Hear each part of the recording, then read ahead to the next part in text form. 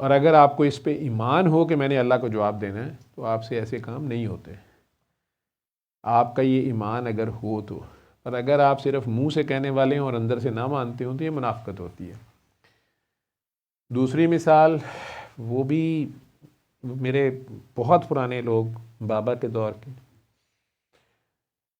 वो कहानी में शायद उनमें से कोई एक आध किरदार किस दिन यहाँ बैठ के सबके सामने खुद बोल दे, अगर उनमें इतनी ज़रूरत आई।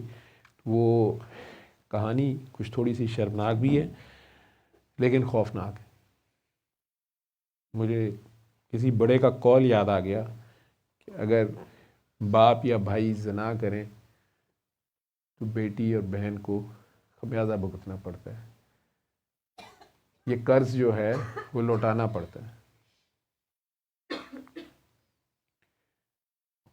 मैं बाबा के दौर में 3 हॉस्पिटल्स में जाता था और इतनी बिजी सी लाइफ थी कि इस तरह दुआ सेशन तो होता नहीं था।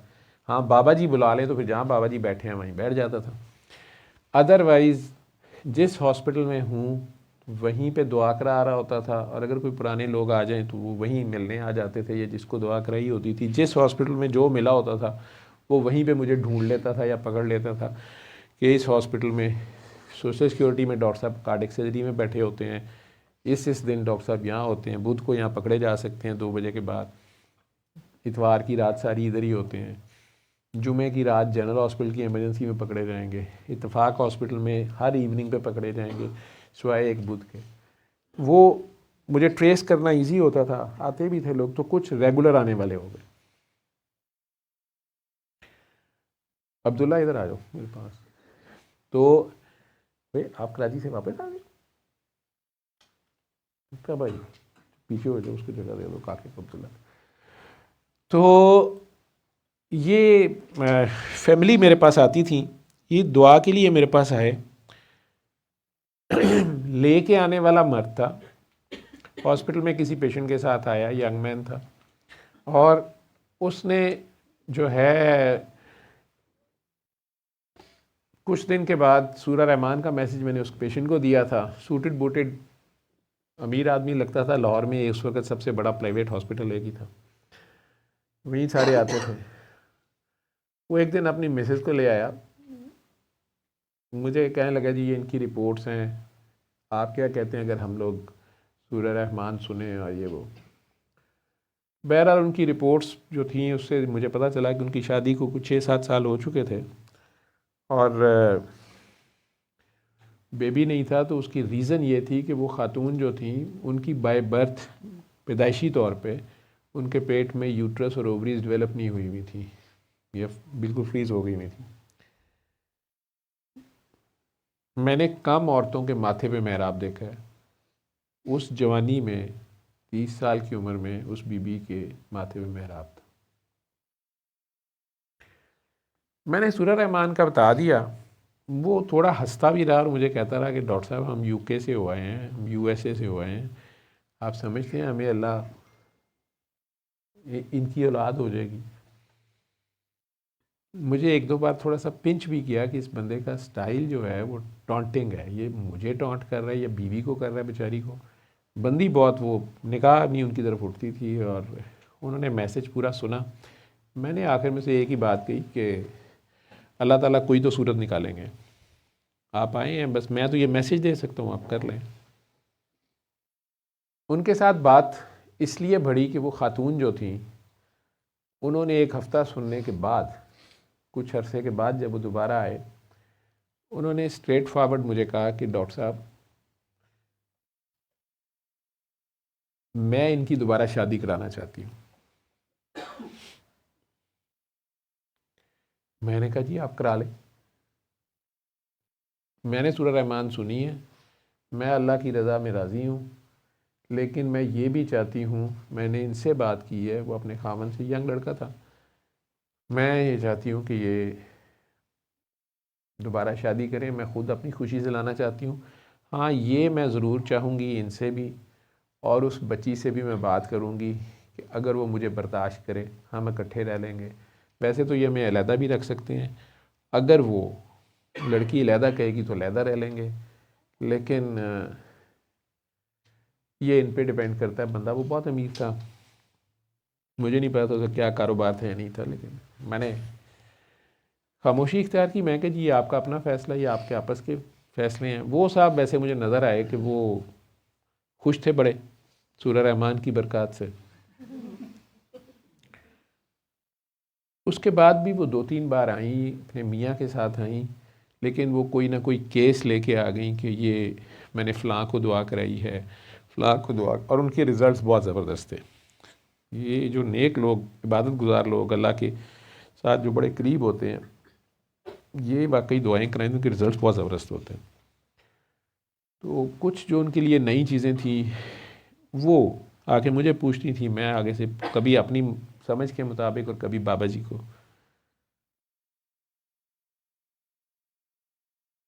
मुझे बाबा जी की फ़िक्रें याद हैं कि मैंने इस बीबी के बारे में बाबा जी से बात की कि बाबा जी 7 दिन बाद ये नतीजा निकला है कि वो बीबी कही जा रही है, मैंने शादी करानी है।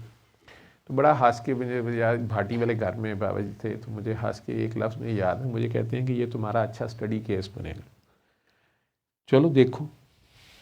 मैं समझा सिर्फ वो जो शादी पे एक औरत खुद तैयार हो गई है अपने मियाँ की करने पे।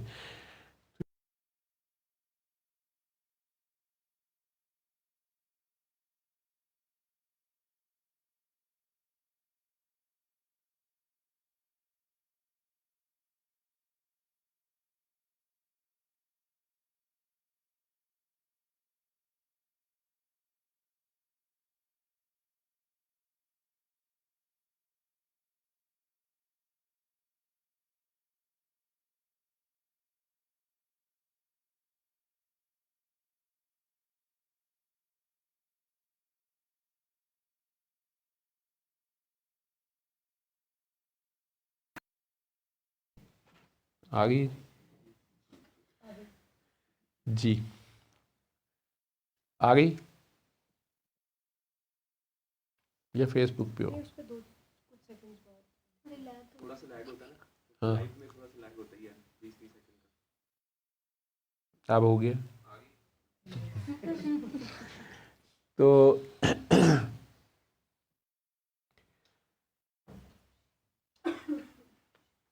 लास्ट डेज थे, बाबा भी पर्दा कर गए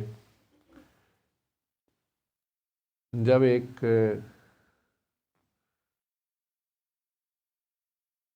काकी जी थी, वो भी वहीं की एम्प्लॉय थी। उन्होंने मेरे से बात की कि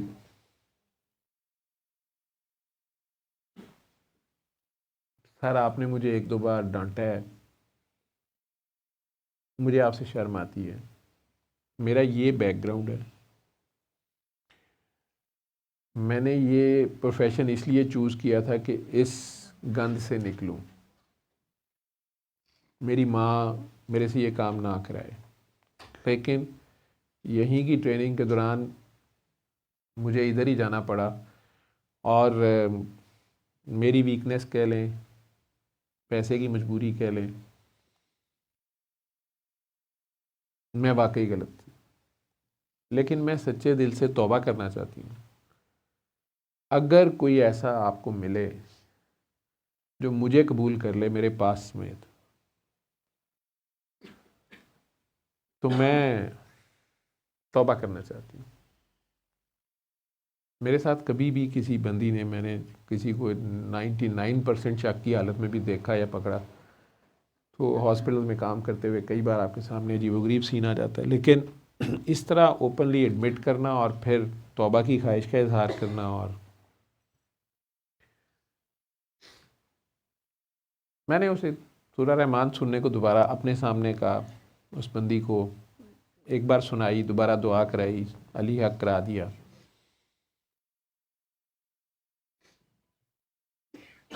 उसने अपने फ़ोन में मुझे एक पिक्चर दिखाई, उसने कहा मुझे पता चला है कि इस बंदे की बीवी इसकी शादी कराना चाहती है। तो वैसे तो ये 2-3 बार इसने मुझे गिफ्ट दिए हैं,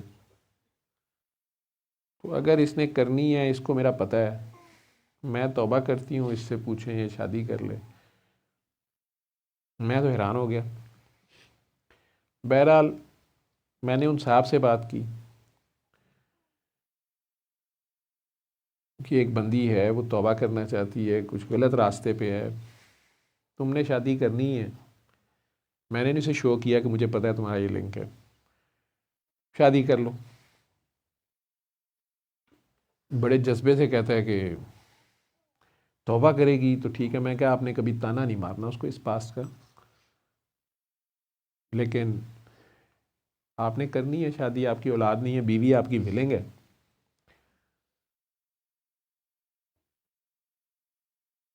बीवी उनकी जो थी, उन्होंने बड़ा ज़बरदस्त किस्म की अपनी एजुकेशन दोबारा शुरू की हुई थी, आईटी में कुछ कर उन्होंने उस ज़माने में, मुझे याद है कि शुरू कर दी स्टडी अपनी।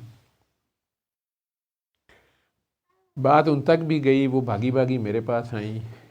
मैं सऊदीया जा रहा था कि सर जी कौन सी लड़की है, क्या नहीं है।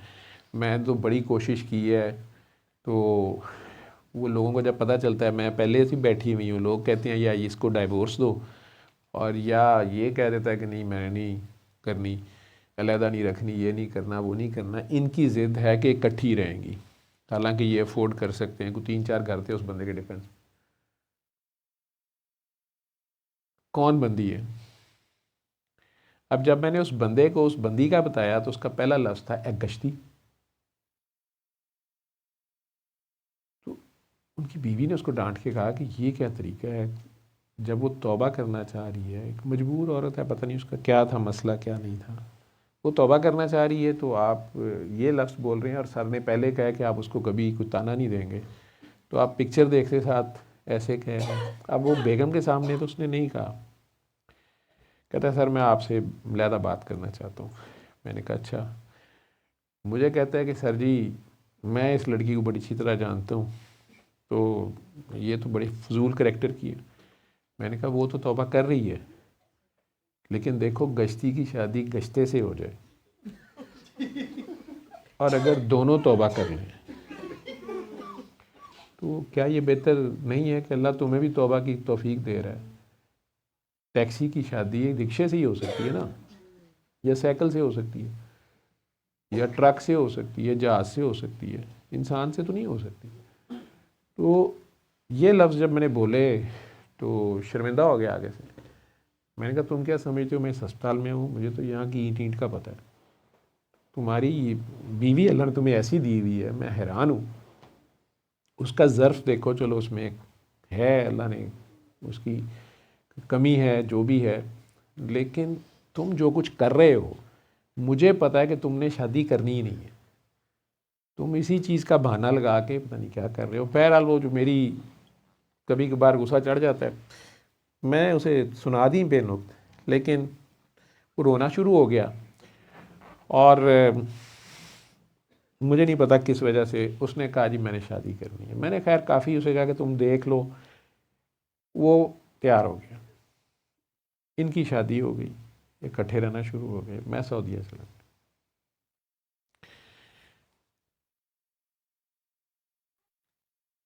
वापस आ गया, मेरे से मुलाकात होती थी उनकी। बच्चे अल्लाह ने दे दिए, एक बेटा एक बेटी।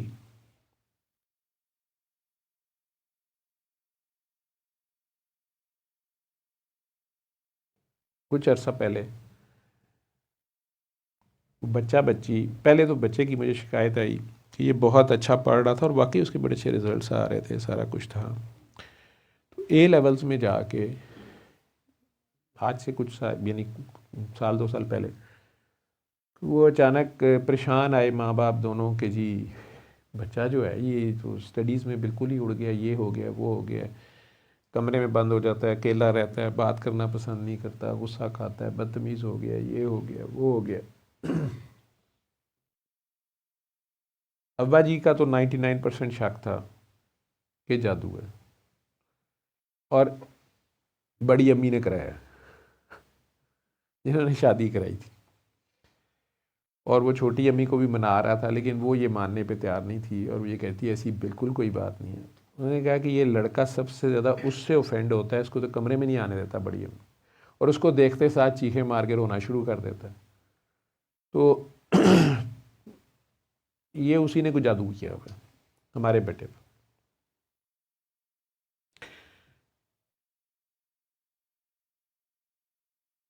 अचानक एक दिन खबर आई कि वो बच्चा और बेटी भी, जो उससे साल छोटी थी, वो रात को कहीं सोए हुए थे या क्या हुआ, आग लगी और दोनों जल गए बहुत बुरी तरह से।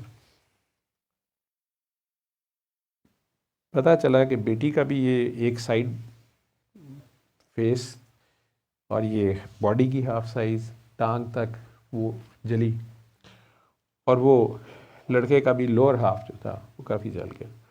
रीज़न वही निकली कि उसने, वो बहन तो कहीं सोई भी थी, वो छुप के पता नहीं नशा कर रहा था, कोई चीज़ जला रहा था, क्या कर रहा था उसे पता ही को नहीं चला। उसने खुद शुरू कर लिया, पता नहीं क्या कर लिया, वो कहीं कपड़ों पे गिरा, सोया हुआ था, खुद भी वो नशे में था, वहीं आग शाग लग गई। अब ये दोनों, जब तक इन्हें पता चला, इन दोनों को दाखिल करा दिया गया। बहुत ही, डॉक्टर्स जो हैं उन्हें पता है 3rd डिग्री बर्न और बहुत बुरे हालात थे। बहरहाल सूरह रहमान भी सुनाई गई, कसीदा बुर्दा शरीफ भी उन बच्चों पे लगाया गया। ये बंदा भी पागल हुआ कि हमारे पे जादू हो गया, मेरे पे जादू हो गया। कारोबार भी इसका काफ़ी हद तक डाउन हुआ। प्रॉपर्टी का कोई मुझे पता नहीं इसका था, रियल स्टेट का, वो काफ़ी डाउन हुआ। लेकिन उसमें जनरल पब्लिक यही बात करती है कि वो पिछले 4-5 साल से वैसे ही डाउन है, तो वो सारों की इस्लम थी जो भी थी। लेकिन हालात ये हुए कि इतना इस बंदे के, जिसके पास कभी इतनी गाड़ियाँ, ऑडी मैंने 2005-6 में उस बंदे के पास थी, तो मैं अब उसे देख रहा था कि वो सरकारी हॉस्पिटल में बर्न यूनिट या प्लास्टिक सर्जरी यूनिट ढूंढने पे मजबूर होना शुरू हुआ। वो बड़ी अम्मा जो थी वो बीच में आती जाती रहीं, वो अच्छे घर से थी, उन्होंने अपनी कंट्रीब्यूशन बच्चों का इलाज वो सारा कराने की कोशिश की। अब जब उसने कहा कि मैं फ़लाँ चीज़ बेचती हूँ और इनका इलाज जो है, जो भी पैसा उसने शायद लगाया भी, तो अब फड्डा मेरे तक ये आया कि अब ये बंदा अपनी पहली बीवी को मजबूर कर रहा था कि फ़लाँ पैसे तुम मुझे दो या फ़लाँ घर भेजो या जो भी है, और मैं इनकी सर्जरी जाके शायद कराची से या शिफा से कराना चाह रहा हूँ, प्लास्टिक सर्जरी, रिकन्स्ट्रक्टिव सर्जरी थी सारे पार्ट, फेस की भी, बेटी की भी और बेटे के भी काफ़ी बुरे हालात।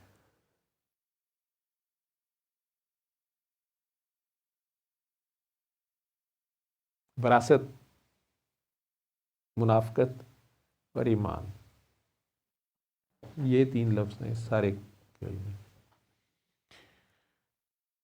तो वो ख़ातून जो बड़ी अम्मी हैं या जो जिनकी औलाद अपनी नहीं थी, जिन्होंने शादी भी कराई थी, जो सारा कर रही थी,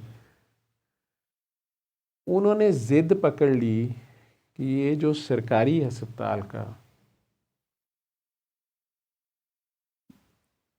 इस हॉस्पिटल में ही बेटी का इलाज होगा, रिकन्स्ट्रक्टिव सर्जरी या प्लास्टिक सर्जरी सॉर्ट ऑफ जो है। और ये फ़लाँ नॉन मुस्लिम एक डॉक्टर जो बहुत सीनियर पोस्ट पे नहीं था लेकिन स्पेशलिस्ट था, कि ये इससे करानी है तो कामयाब होगी। जिस पे उस बंदे के लफ्ज़ थे बाप के गुस्से में मेरे साथ, क्या उस चूड़े को कराना चाह रही थी, पता नहीं की जिद है या कोई इन्हें कोई मंत्र पड़े है या की है, एक ही फजूल बकवास है।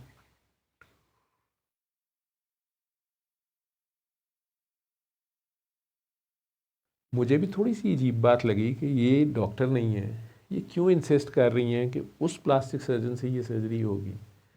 वैसे भी मेल है, वो बच्ची है, ब्रेस्ट रिकन्स्ट्रक्ट होनी थी, फेस था सारा, प्रीनियल एरिया भी था, तो मुझे कुछ समझ नहीं आई। लेकिन मैं चुप था, मैं बीच में हिस्सा नहीं लेता।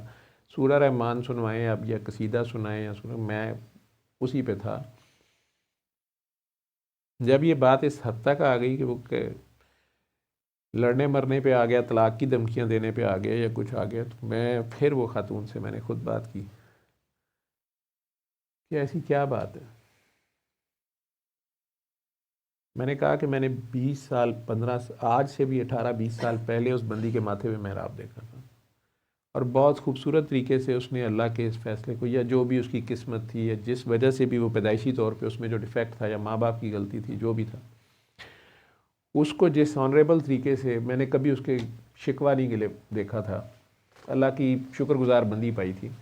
ये बात नहीं मुझे समझ आ रही थी कि ये एक छोटा सा घर क्यों नहीं बेच रही और क्यों ये बज़िद है कि नहीं मैंने नहीं बेचना, और ये इधर से सर्जरी होगी।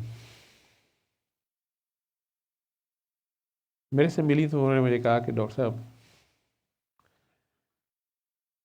मैंने आपसे ही सीखा है, ये बच्ची की जहाँ भी सर्जरी होगी नाकाम हो जाएगी, ये बच्चा भी ख़राब होगा।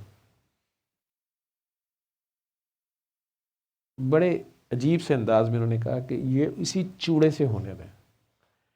वो लफ्ज़ तो मुझे भी बुरे लगे थे, मैंने उस शख्स को डांटा भी था।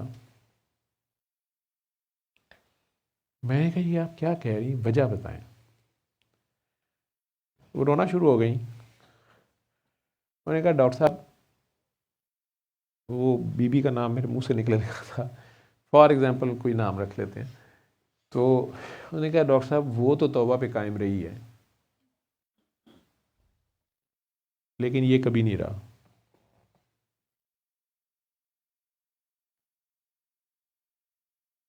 डॉक्टर साहब अब अगर जिस दिन इस बंदे ने मेरे सामने मेरे अल्लाह को ब्लेम किया कि उसने मेरे बच्चे जला दिए, मेरे बच्चों का बीमारी यानी वो ज़ख़म जो थे वो हील नहीं कर रहे थे, इन्फेक्शन नहीं जा रही थी, वो बच्चे की नहीं जा रही थी, इस एरिया की बच्ची काफ़ी इम्प्रूव कर गई, लेकिन वो बच्ची का स्कार वगैरह वो सारा नज़र आता था। उसने कहा कि मैंने ये एक स्क्रीनशॉट रखा हुआ है इसके व्हाट्सएप का, मुझे नहीं पता था, उन्होंने मेरे आगे कर दिया। उसमें एक नंबर से दूसरे नंबर पे चैट हुई हुई थी कि साहब जी मेरा पुत्र सड़ गया है ਤੇ डॉक्टर कहते ने इलाज 'ਚ ਇੰਨੇ पैसे लगणगे, ये इलाज ਜਿਹੜਾ है वो फलाने हस्पताल ही ਹੁੰਦਾ तो ये ਇੰਨੇ ਲੱਖ ਮੰਗਦੇ ਨੇ, मैनू किसी तरह इमदाद करो। आगे से जवाब था कि तू मैनू खुश कर दे। कुछ जगह लिखी हुई थी कि फलानी जगह खड़ी हुई तो फिर मैं तेनू लै जाऊँगा, तो तू मैनू खुश कर, एनिया किस्तां इन्ने दिनों मैं पैसे दे देंगा, उन्ने दिन तू मैनू राज़ी कर दे। वो उन्होंने वो स्क्रीनशॉट लिया हुआ था, सेव किया। रोते हुए मुझे कहने लगी कि डॉक्टर साहब ये हमारी मेट थी। डॉक्टर साहब मैं इसलिए कह रही हूँ कि ये चूड़ा डॉक्टर ये इस बेटी की सर्जरी करेगा, उसको नंगा देखेगा क्योंकि ये चूड़ी थी। डॉक्टर साहब इसने अपने बेटे की प्लास्टिक सर्जरी के लिए इसको खुश किया है। मैं पिछले 6 महीने से उस औरत को ढूंढ रही हूँ, मुझे नहीं मिल रही। मैंने उससे माफ़ी मांगनी है, मैंने इसको कहना है इसके पाँव पड़, इससे माफ़ी मांग, क्योंकि डॉक्टर साहब उसके बेटे की जगह पे इसका बेटा बेटी तो जल गए हैं, लेकिन वो जो इसके सामने मजबूरी में अपने बेटे की खातिर नंगी हुई थी, वो किसी चूड़े के आगे इसको नंगा करनी पड़ेगी अपनी बेटी, तो शायद सर्जरी कामयाब हो जाए, क्योंकि वो चूड़ा भी प्यार से बनाएगा इसको। डॉक्टर साहब वो चूड़ा नहीं है, ये चूड़ा है।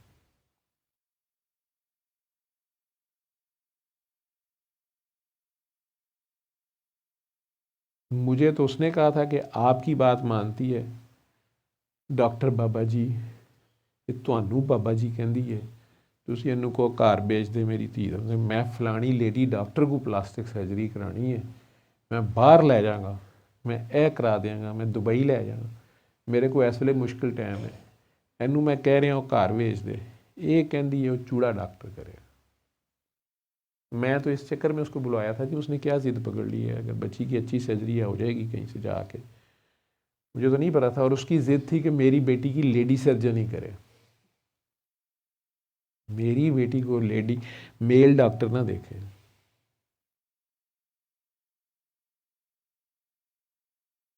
मेरा ख्याल है मुझे इससे ज़्यादा तशरीह की तो ज़रूरत नहीं है, विरासत में सब कुछ आता है, और आप कितने ईमानदार हैं और कितने मुनाफिक हैं ये रब जानते हैं। वो ईमान जिसका आप मुंह पे दाढ़ी रख के या नाम के साथ हाजी साहब लिखवा के या कुछ भी कर लें, आप रियल में कितने ईमानदार हैं या मुनाफिक हैं या बेईमान हैं। हमारे घर में अगर कोई औरत काम करने आती है, उसके घर वाले हमारे किरदार पे एतबार करते हुए चंद पैसों की खातिर जो वो हमारा गंद सोतने आती है, हमारा गंद साफ करने आती है, हमारे गटर धोने आती है, तो ये वो एतबार करते हैं, चाहे वो आपका घर है, चाहे वो आपका दफ्तर है, चाहे आपका बिज़नेस है, वो आप पे ये एतबार करते हैं कि आप खुदा को हाजिर नाजिर जानते हुए उनकी इज़्ज़त की तरफ आँख नहीं उठाएंगे, उन्हें अपनी इज़्ज़त की तरह ही देखेंगे। मुसलमान उसे कहते हैं जो जैसा खुद पसंद करता है वो दूसरे के लिए पसंद करता है, जो अपने लिए पसंद नहीं करता वो दूसरे पे भी मुसल्लत नहीं करता। इस्लाम यहाँ से शुरू होता है, उसकी ज़ुबान और हाथ से दूसरे मुसलमान महफूज होते हैं।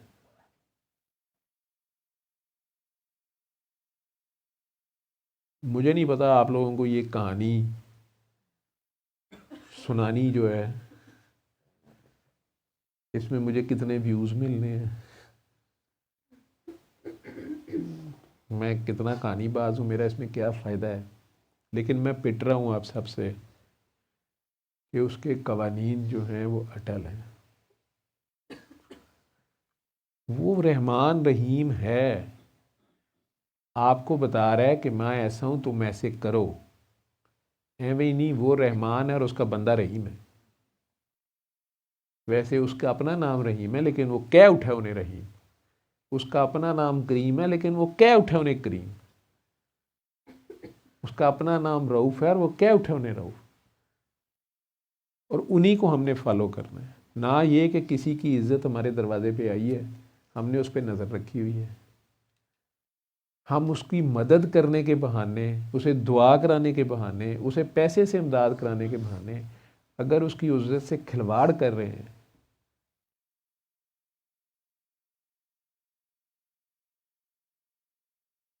पेमेंट आपको अपनी जेब से करनी पड़ेगी। ये हो नहीं सकता कि आप पेट्रोल ख़रीदें और वहाँ पे नाते सुना के पेट्रोल पंप वालों से जान छूट जाए आपकी, वहाँ डॉलर देने पड़ेंगे। वो सिक्का राइजुल वक्त के मुताबिक पेमेंट करनी पड़ेगी। कायनात का असूल है जान के बदले जान है, इज़्ज़त के बदले इज़्ज़त है, जिस्म के बदले जिस्म ही है, लड़की के बदले लड़की देनी पड़ेगी। ये मेरे नहीं, ये उसके कानून है। किसी की मजबूरी का फ़ायदा उठाओगे तुम्हारी मजबूरी की कीमत लगेगी। कायनात में बैलेंस रखने के लिए ज़रूरी है कि वो जो आपने एक्स्ट्रा किसी तरह घेरा है वो किसी और एक्स्ट्रा की तरह आपको भी देना पड़ जाए, बैलेंस वहीं नेट ज़ीरो पे आएगा। आप मज़ा ले तो लेंगे लेकिन बेटी को वापस करना पड़ेगा। अफसोसनाक बात यह थी कि वो बेटे साहब का प्लास्टिक सर्जरी के बाद बुखार फिर ना ठीक हो, बेटा साहब होश में आ गए, फिर उन्होंने डॉक्टर साहब को कहा कि मेरे रेशा आता है पखाने वाली जगह से, पता चला उनके तो उस साइड में बहुत ही ज़ख्म है लेकिन उधर वो जले नहीं हुए थे। फिर वो डॉक्टर साहब ने मुझे बुलाया, वो थोड़े वाकिफ़ ही थे प्लास्टिक सर्जन साहब, उसने कहा सर ये मैं कर तो रहा हूँ इसकी एनोप्लास्टी, लेकिन ये तो हैबिचुअल होमोसेक्सुअल है। उस बच्चे से मैंने पूछा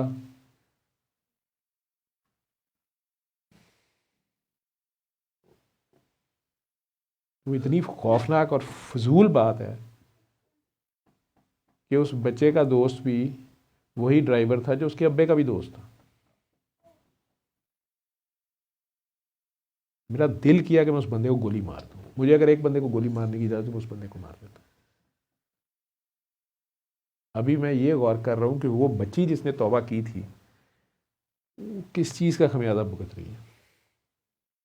मेरा रब जुल्म नहीं करता, मेरे ये लफ्ज़ याद रखना कि मेरा रब किसी को नहीं सज़ा देता खामखा, ना वो किसी को सज़ा दे के राज़ी है, ना किसी पे जुल्म करता है, ये हम इंसान खुद करते कराते हैं और आपस में एक दूसरा कर रहे हैं। ये जादू और जिन भूत के जो बहाने हैं इनसे निकल जाएं, ये खुद हम करते हैं।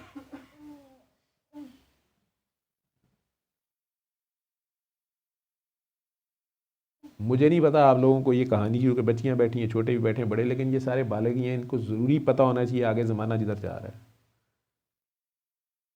मेरी तरफ से तो वार्निंग जा रही है। मैं तो बता रहा हूँ कि मैंने जो देखा है as a doctor, as a तबीब, एज ए मसीहा, जो मैं देख रहा हूँ मैं बता रहा हूँ, मैं शेयर कर रहा हूँ आप लोगों से। मैं नहीं चाहता कि आप इस चीज़ में खुश गलत फहमी का शिकार रहें कि नहीं नहीं ये मुझे कोरोना हुआ हुआ है। आपको क्यों हुआ हुआ है? नहीं नहीं ये तो सूडोमोनास की इन्फेक्शन है, ये तो फंगल की इन्फेक्शन है। क्यों है? बाकी शहर को क्यों नहीं है? ये तो इन्फेक्शन से हो गई है, इससे लगी है। वो जिसको पहले को लगी है उसको कहाँ से लगी है? और वो जब घर में तूफान आता है ना, बच्चा अच्छा भला पढ़ता पढ़ता ऐसे हो गया और डॉक्टर साहब जादू कर देते हैं। वो जो घर का वाहिद खैर खा है, जिस औरत ने कुर्बानी दी हुई है, जो बीबी बीच में बैठी हुई है और तुम्हारे घर के लिए खैर बरकत, शायद उसी की वजह से वो घर बचा हुआ है कुछ, उसी पे बेवकूफ़ का बच्चा इल्ज़ाम लगाई जा रहा है कि ये जादू करती है मेरे बेटे पे, इससे बर्दाश्त नहीं होता।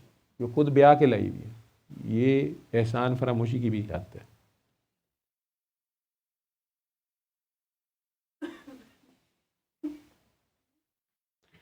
ये सारा केस वाइंड अप हुआ, मैं इसलिए सुना रहा हूँ कि मुनाफिक के नसीबे में हदायत नहीं है, शायद यही टॉपिक था।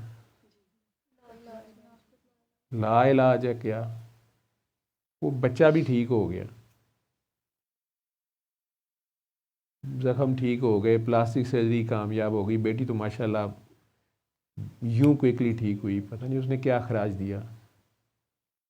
लेकिन फड्डा ये हो गया है कि वो काकी, मैंने उसका नाम तौबा काकी रखा हुआ है वैसे, मैं इसलिए नहीं बोल कि यहाँ पे कभी आगे मेरे मुंह से निकल जाता है। ये भी कुछ दिन पहले रात को क्लिनिक पे बैठा हुआ था, रात के 2 बजे उसका फ़ोन आया, तो वो नंबर खामन का था, आवाज़ उसकी थी।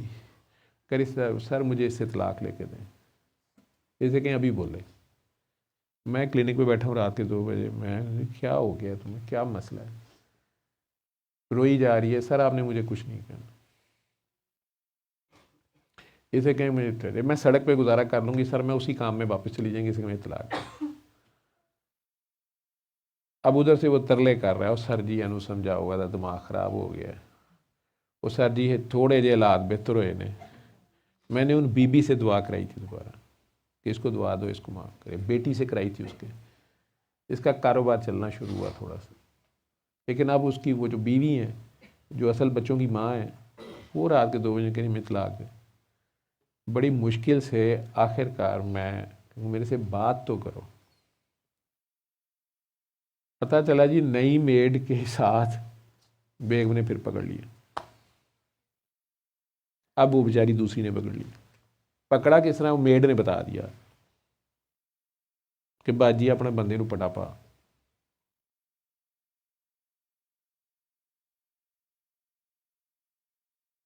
क्या हो गया मेरी कौम को? नाम को हम सरकार के मुती हैं।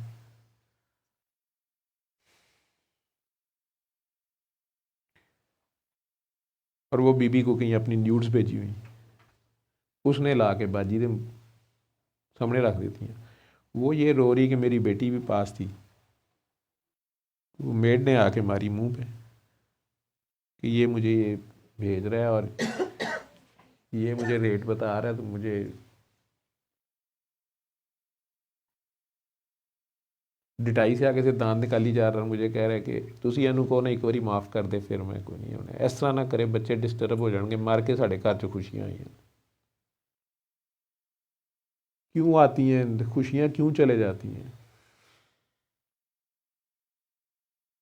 मैं खुद उस पर सोचता रहा उस दिन। एक तो क्लिनिक का एंड था, खुरम पहले ही बेचारा मुझे लड़ रहा था मेरे से कि देर हो गई है, आपको बुखार है, अब आप घर चले जाएं पेशेंट। तो मैं ये केस डील करने बैठ के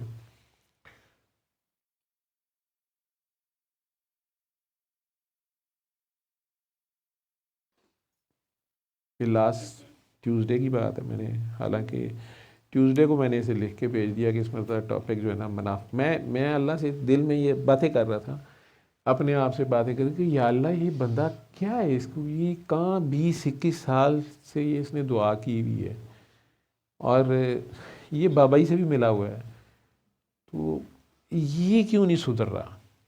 और अभी ये 1-2 साल इसने ये बच्चे बच्चियां हस्पतालों में धक्के खाए हैं इसने, और वो बीवी बेचारी की दूसरी की मेरा ख्याल है दुआ, उसकी मेहनत, उसी का पैसा लगा, कुछ बचा और ये बच्चे ठीक हुए हैं। और अब ये फिर ये क्या है। तो मेरे आगे से जवाब एक फ़िक्रा आई जा रहा था, मुनाफिक के नसीबे में हिदायत नहीं, मेरे अंदर से आ रहा। तो मैं इसे लिख दिया कि मुनाफिकत, मतलब टॉपिक रख देना, मुनाफिकत ला इलाज है। दुआ तो वो भी कर रहा है 20-21 साल से मेरे साथ, दुआ सेशन में भी कई बार आके बैठा है, जब भी पहली बीवी अगर आती थी तो, या दूसरी भी कई बार आई, या इधर भी आया, लेकिन फ़ायदा क्या है।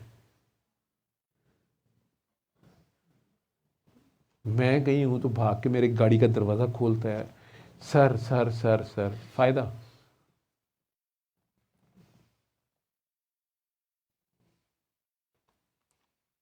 कई बार मुझे जब अच्छा था, अब तो पिछले 3-4 साल से बिल्कुल ही जलील हो गया, कई बार मुझे ऑफ़र करता रहा, वो कोविड के डेज़ में करता रहा, सर बाबा जी का पूरा और सैथे ना कर दिए, मैं स्पॉन्सर करूँगा, मैनू इजाज़त दे दो।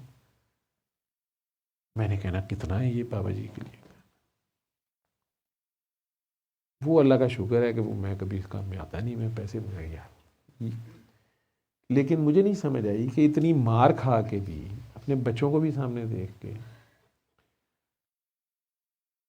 और वैसे अपनी बार ये तकलीफ़ हो रही है कि बेटी जो है वो मेल डॉक्टर, मेल सर्जन के सामने एक्सपोज ना हो, चाहे उसने प्लास्टिक सर्जरी ब्रेस्ट की करनी है या फेस की करनी है या प्रीनियल एरिया करनी है, वो ना करे, वो लेडी डॉक्टर ही करे। ऐसे नहीं होता।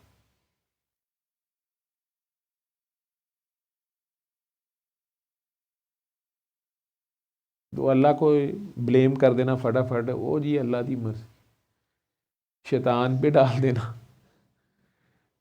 जादू पे डाल देना, जिन्नों पे डाल देना, या किसी कमज़ोर औरत पे डाल देना, किसी रिश्तेदार पे डाल देना, इसने नज़र लगा दी है। अपना गिरेबान पकड़ना ये दलेर बंदा ही कर सकता है, ये कोई मुनाफिक नहीं कर सकता।